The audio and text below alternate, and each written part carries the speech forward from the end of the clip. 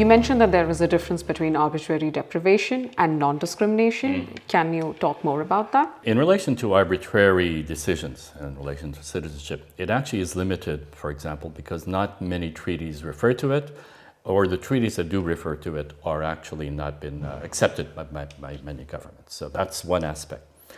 When you talk about the general prohibition of discrimination, you have a lot of governments a lot of countries that have ratified treaties that prohibit also discrimination that can't be applied to citizenship issues.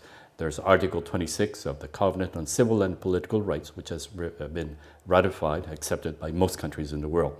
And you also have the Convention on the Elimination of All Forms of Racial Discrimination that prohibits racial discrimination in relation to citizenship.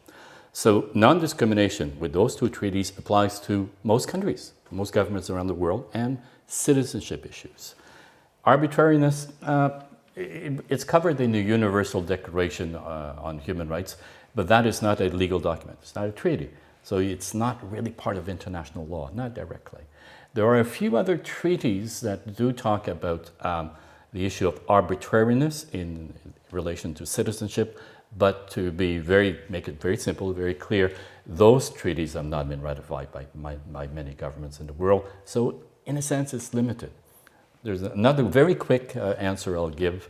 Arbitrariness is vaguer. It actually can be considered to be more limited. Usually it should be a procedural matter. Non-discrimination will look at whatever is happening to determine whether the various requirements, the approach on citizenship is reasonable and justified or not. So I think non-discrimination clearly has greater value or potential than does arbitrariness for the reason I described.